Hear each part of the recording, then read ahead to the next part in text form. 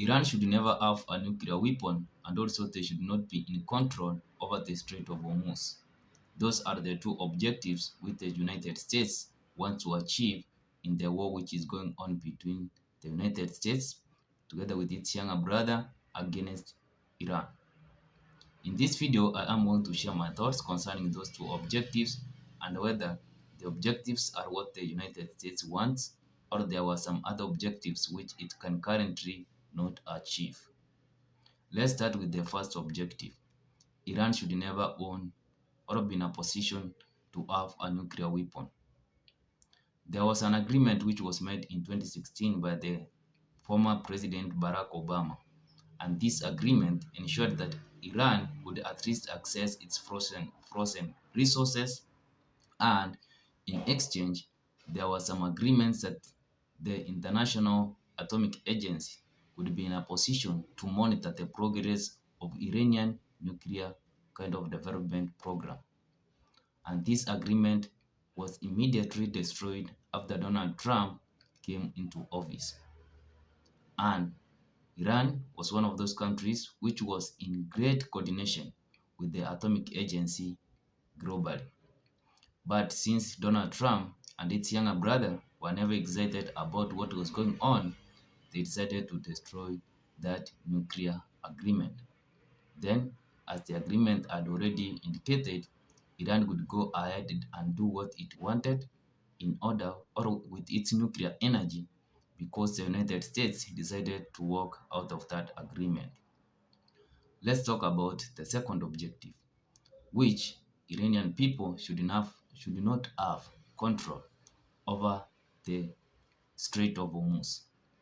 Initially, the Iranian people didn't collect any tax out of the Strait of Hormuz.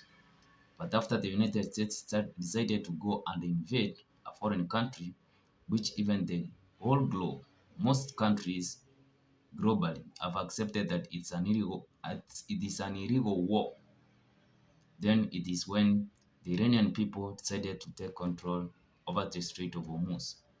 And since the United States of America were kind of not okay with that situation, they went ahead from a distance and also decided to take control of that Strait of Hormuz. But generally, the main objective of the Iranian people was to preserve their own sovereignty over the Strait of Hormuz. And it is not something which probably they had, I believe that they would ever be in control of. But since the United States messed with them at the wrong time, now they are in control of that rich resource. And the United States of America can't remember that this is a route which didn't have any tolls before the invasion of their illegal war. Now, in the coming years, we as we go forward, is this Strait of Hormuz going to be a toll-free stage? That's something which I probably don't think is going to happen. And if it's going to happen, then from the United States side, there are going to be a lot of concessions, which probably are also not going to be acceptable when it comes to the United States.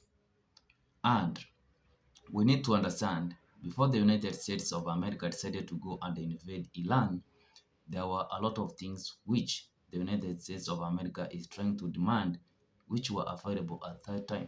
For instance, the Iranian people had promised that they were not going to go after a nuclear weapon. But the United States of America, since they wanted something to find as kind of an argument in order to take the control of the Iranian resources, and one of them being their rich oil, now we are in a situation where the Iranian people may consider going after a nuclear weapon. That's why individuals are even more excited about countries like we have North Korea.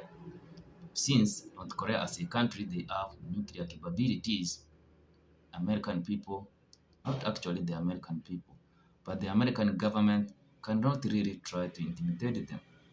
And you may realize that the North Korean people have gone ahead and even tried to implement some of the rules if the president or their president is going to be incapacitated, they allow the use of the nuclear weapon. This is due to the impact which the United States had when they destroyed or they killed the Iranian leader, which is something which individuals never anticipated. Now, those countries which probably had no intention to go after nuclear weapons, they believe this is going to be one of the best inventions a country needs to have in order to protect its enemies from even contemplating about going after them. Let's have a discussion on the second one about, I've already believe I've discussed it about the Strait of Hormuz. Initially, the Strait of Hormuz, every individual was allowed to have a passage through that Strait of Hormuz. But since the United States believe that they can be in control of that Strait of Hormuz, they are now in a position to recognize that they are not in control. Even their allies are actually saying that the United States has been intimidated in the world stage and they can't even find a face to hide. Let's talk about the interior situation of the United States. It's like 64% of the Americans don't agree with what Donald Trump is going to do. And this is probably going to make his downfall coming in November because it's when the midterm elections are going to be carried out. And if ends up losing some, I believe it's kind of the houses, control of the houses, probably it's going to be a hard time for his second term. We know probably there is no chance of him going to fight for another term because he has gone for two terms. But I believe there are other individuals who are going to kind of be associated with his failure. And one of him is that Vice President J.D. Vance. He has gone mute concerning the war which is going on between the United States and Iran. And he was one of those individuals who even supported Donald Trump that there would be no wars. But for the current one, I believe he has gone mute. But Donald Trump said that this is a war which has been in place for the 47 years. And he has come up to clean the mess. But to most Americans, that's not what they are even ready to understand because their fuel prices, the gallon used to go for $2.98. Now it's currently around $4.51.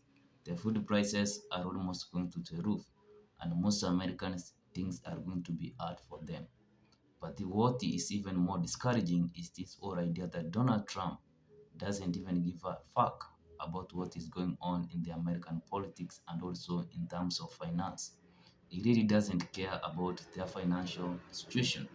He was asked about the issue and he was crystal clear that the United States, him as an individual, he doesn't care about the livelihoods of people. What he is concerned about is Iran should never have a nuclear weapon. But it's as if you are talking to dumb people who, even you as a president, 6 months ago, you had declared that you had destroyed the capability of the Iranians to have a nuclear weapon. And now, 6 months later, you are in a war with them because you want to stop them from acquiring the same nuclear weapon which you said you destroyed 6 months ago. I believe, you seriously believe that you as a president, the people you are ruling, they must be dumb. The people who are capable to send some people into the moon are dumb enough to accept your own lies. Anyway, I would like your thoughts in the comment section. What do you think about Donald Trump and his war and the objectives which he has about Iran? In the first place, these were not the objectives. They went there as ambiguous, and now it seems they have two clear objectives, which in the first place, these things which they are demanding, they were free of charge. I would like your thoughts. Subscribe, like, share. See you in my next one.